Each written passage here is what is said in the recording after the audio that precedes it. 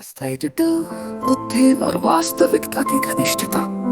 अस्थायी जटिल बुद्धि वो मानसिक क्षमता है जो निरंतर परिवर्तनों, इच्छाओं, भावनाओं और सामाजिक प्रभावों में उलझी रहती है। इसे यदि हम एक चमकते हुए पर छूटते हुए सितारे के समान समझे तो उसका अस्तित्व क्षणभंग है। विशेष परिवर्तनशीलता का सिद्धांत।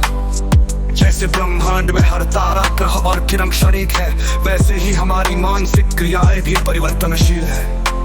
ये परिवर्तनशीलता हमें स्थायित्व से वंचित कर देती है। जैसे ब्रह्मांड में हर तारा, ग्रह और किरण क्षणिक है, वैसे ही हमारी मानसिक क्रियाएं भी परिवर्तनशील है। ये परिवर्तनशीलता हमें स्थायित्व से वंचित कर देती है। अस्थायी बुद्धि का निरंतर बदलाव हमें ये भ्रम देता है कि बाहरी संसार और हमारे मन में जो भावनाएं, विचार और मान्यताएं हैं वे अंतिम और अपरिवर्तनीय है। जब हम कहते हैं कि अस्थायी जटिल बुद्धि से बुद्धिमान होकर भी अस्थायी समस्त अनंत विशाल भौतिक सृष्टि में शाश्वत सत्य नहीं है, तो यह बात इस तथ्य पर आधारित है कि बाहरी जगत में हमें जो भी ज्ञान, उपलब्धि या प्रतिष्ठा प्राप्त होती है वो केवल एक मृग तृष्णा है। जैसे सपने में अनुभव होने वाला संसार, जागृति में उसका कोई स्थायी प्रमाण नहीं मिलता। कल्पना कीजिए एक नदी को जो लगातार बहती रहती है, उसका पानी कभी एक ही नहीं रहता। उसी प्रकार जो कुछ भी हमारी बुद्धि में उत्पन्न होता है वो भी समय के साथ बदलता रहता है। यदि हम केवल इस परिवर्तनशील तत्व पर विश्वास करें तो स्थायी सत्य की अनुभूति असंभव हो जाती है। स्वयं की अनुभूति और स्थायी स्वरूप का साक्षात्कार, स्वयं से निष्पक्ष होकर स्वयं के स्थायी स्वरूप से रूबरू होना वो मार्ग है जिसके द्वारा व्यक्ति अपने भीतर छिपे शाश्वत सत्य का अनुभव कर सकता है। यह अनुभव बाहरी प्रतीकों, दीक्षित परंपराओं या ज्ञान के संस्थानों से परे है। आत्मनिरीक्षण की गहराई। जब हम अपने आप को समझने में लगते हैं तो हमें बाहरी दुनिया के भ्रम से मुक्ति मिलती है।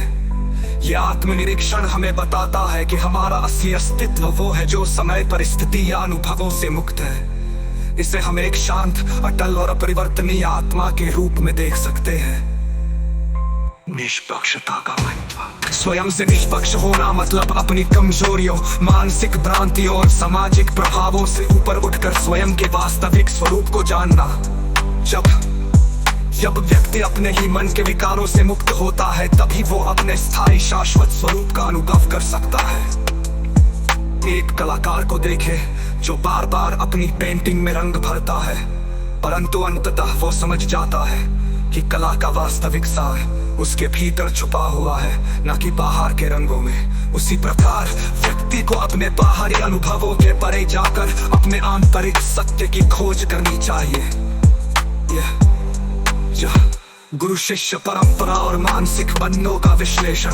गुरु शिष्य परंपरा को आपने एक मानसिक बंधन, अंधविश्वास और परतंत्रता के रूप में प्रस्तुत किया है, जहां दीक्षा के साथ ही तर्क और विवेक की स्वतंत्रता नष्ट हो जाती है। मनोवैज्ञानिक पक्ष पर कोई व्यक्ति अपने गुरु के शब्दों, परंपराओं या प्रतीकों में अंधविश्वास करने लगता है तो उसकी अपनी आत्म चेतना दब जाती है। ये मानसिक गुलामी व्यक्ति को स्वयं के निर्णय और विवेक से वंचित कर देती है। आंतरिक ज्ञान का महत्व। मनोवैज्ञानिक पक्ष परमाणु या अस्थायी जटिल बुद्धि और वास्तविकता।